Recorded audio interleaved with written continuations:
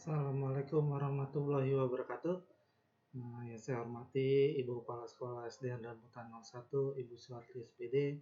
Yang saya hormati Bapak Ibu Guru beserta staf. Dan yang saya hormati Bapak Ibu orang tua murid dari kelas 1 sampai dengan kelas 6 yang berbahagia. Pada kesempatan hari ini saya ingin menyampaikan tentang sosialisasi pendataan KJP Plus tahap 2 tahun 2020. Oke, perkenalkan nama saya Pak Ian. Mungkin ada beberapa yang belum tahu, mungkin kelas 1 atau kelas 1 sampai kelas 6 ada yang lupa. Saya yang biasa mengurus KJP di SDN Rambutan 01. Oke, lanjut.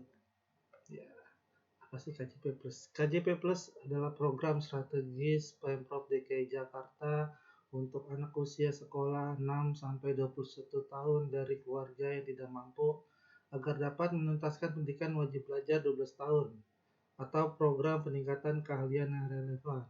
Jadi KJP Plus ini adalah program dari Pemprov DKI Jakarta untuk anak usia sekolah 6-21 tahun. Ya, tujuannya yaitu yang pertama mendukung terselenggaranya wajib belajar 12 tahun, meningkatkan akses layanan pendidikan, menjamin kepastian mendapatkan layanan pendidikan, meningkatkan kualitas hasil pendidikan, menumbuhkan motivasi bagi peserta didik untuk meningkatkan prestasi, menarik anak tidak sekolah agar kembali mendapatkan layanan pendidikan dan sekolah di sekolah atau kursus dan pelatihan. Yaitu adalah tadi tujuannya. Oke, keunggulannya sini ada sasaran yang tadi usia 6 sampai 21 tahun, baik yang sudah bersekolah maupun anak tidak sekolah.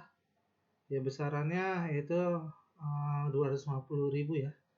Untuk peruntukannya yaitu ongkos dan uang saku atau tunai, perlengkapan sekolah.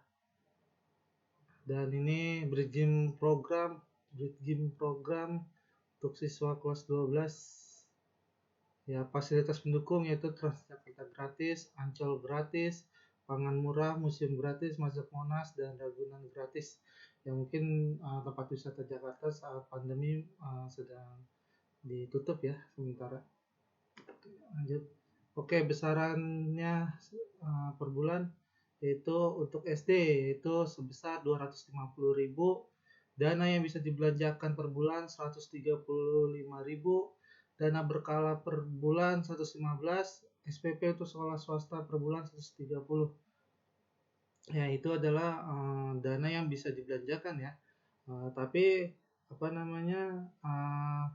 KJP Plus bisa ditarik tunai maksimal 100.000 per bulan di ATM Bank DKI dan sisa dana bulan dibelanjakan secara non tunai. Untuk saat pandemi ini bisa ditarik tunai sebesar 250.000 tiap bulannya. Ya, jadi bisa ditarik 250.000. Oke.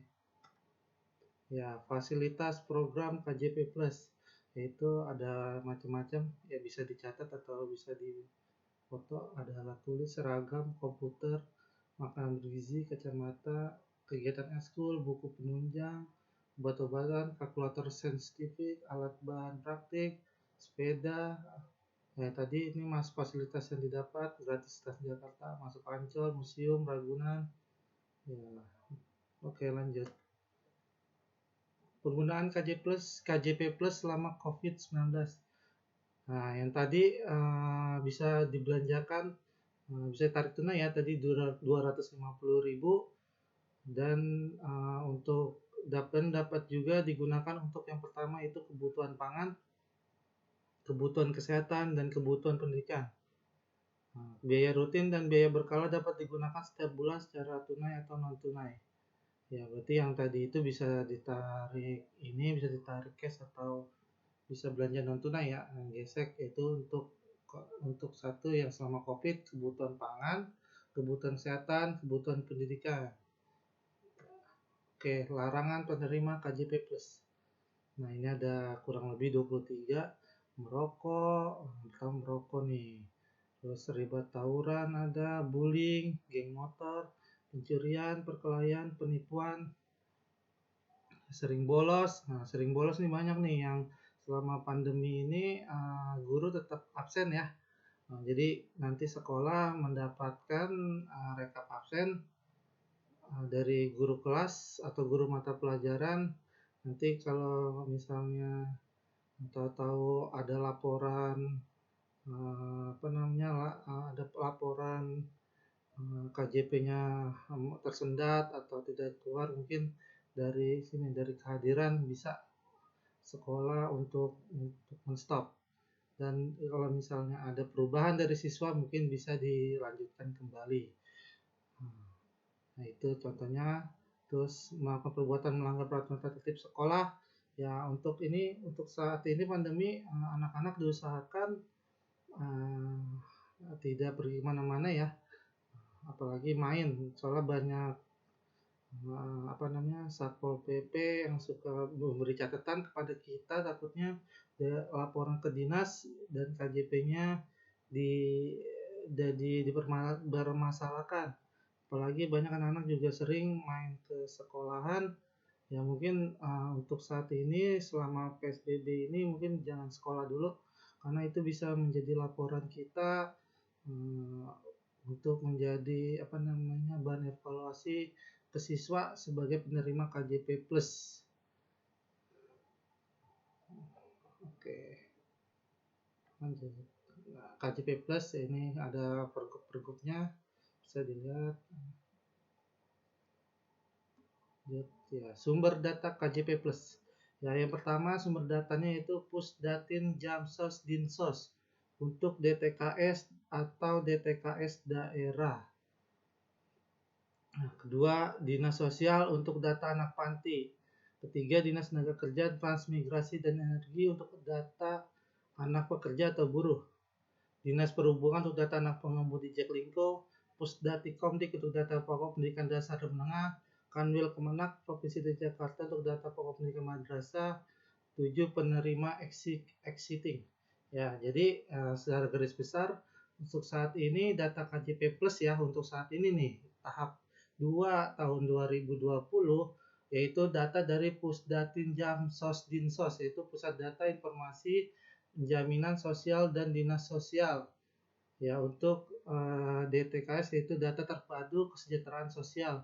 Jadi data itu sekolah menerima data dari Pusdatin Jamsos, yaitu jadi sekolah tidak mensurvei lagi. Jadi kita dari sekolah cuma hanya dapat data, nanti kita informasiin apa itu lewat WA atau lewat web sekolah, nanti teknisnya diberitahukan selanjutnya.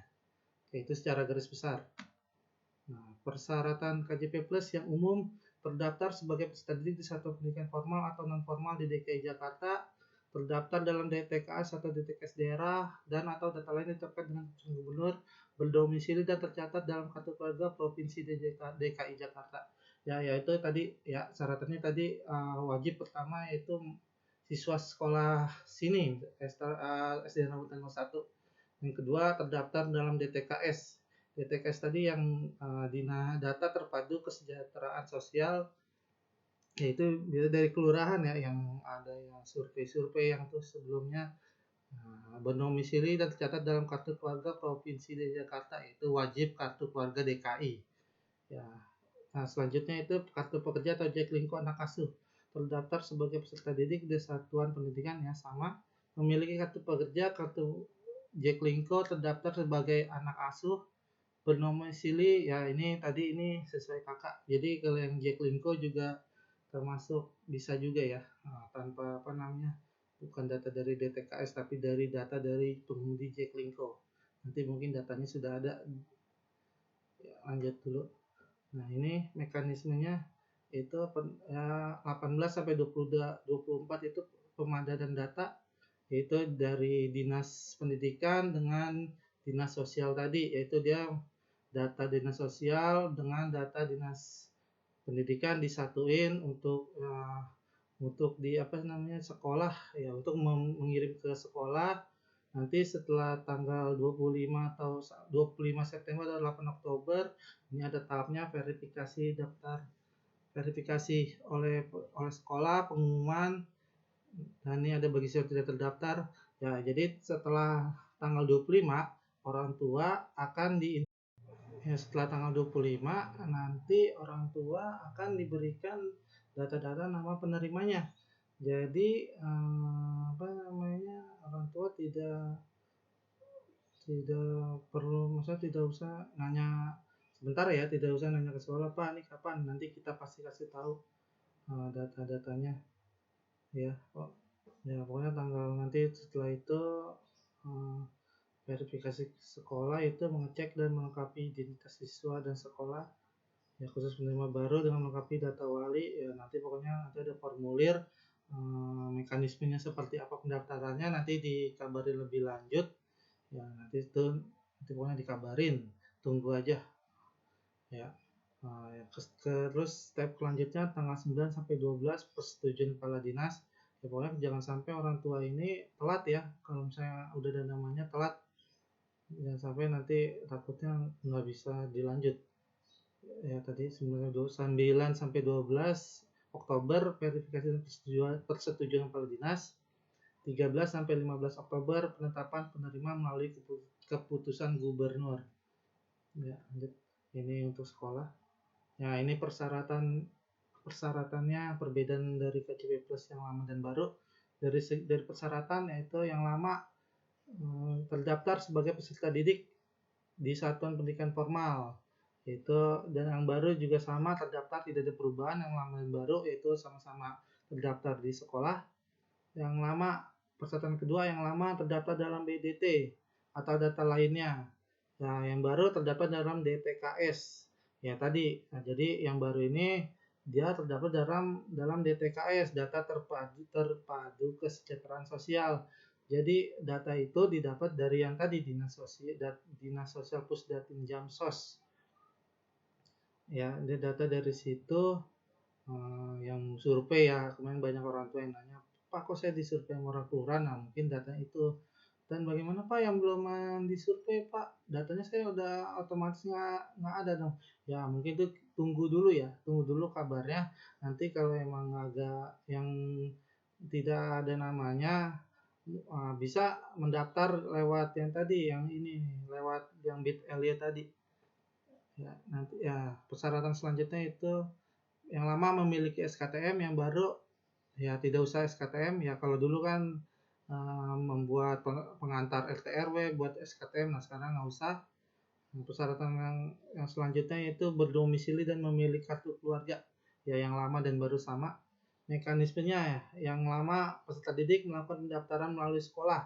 Nah, yang lama peserta didik untuk data pertama melalui sekolah. Nah, yang terbaru yang sekarang, peserta didik tidak melakukan pendaftaran melalui sekolah. Peserta didik melihat pengumuman di web sekolah. Bagi peserta tidak terdaftar dapat menghubungi Pusdatin Jamsos. Ya, yang baru jadi orang tua tidak daftar ke sekolah. Jadi nunggu dulu namanya ada atau tidak. Nah, nanti baru kalau ada namanya nanti kita kasih tahu, nih Bu harus seperti ini. Apakah nanti kita janjian ke sekolah atau lewat email atau gimana, nanti kita beritahukan selanjutnya. Peserta didik nah tadi melihat pengumuman di website sekolah ya, kita bisa ada di web, bisa lewat WA grup kelas ya, nanti diinfoin lewat situ. Dan bagi siswa yang tidak terdaftar yang tadi, nah ini tuh lewat http://bit.ly Pusdatin Jamsos DKI ya, bisa tanya situ ya. Sampai saat ini ya, kemarin saya udah coba hubungin nanya-nanya, sampai saat ini koordinator kelurahan yang Pusdatin Jamsos ini juga dia juga masih belum ada instruksi dari atasan apakah nanti yang ada namanya itu mendaftar lewat online atau ke kelurahan. Yang jelas kalau kelurahan kan pasti banyak, dan sekarang lagi PSBB mungkin agak riskan ya. Ya pokoknya nanti diinfoin lebih lanjut. Intinya namanya tunggu aja dulu namanya ada atau tidak, sambil bapak atau ibu wali murid ngecek ya di web KJP-nya, di web kjp.jakarta.go.id. nanti mungkin situ ada informasi, ibu baca-baca, nah situ ada ya.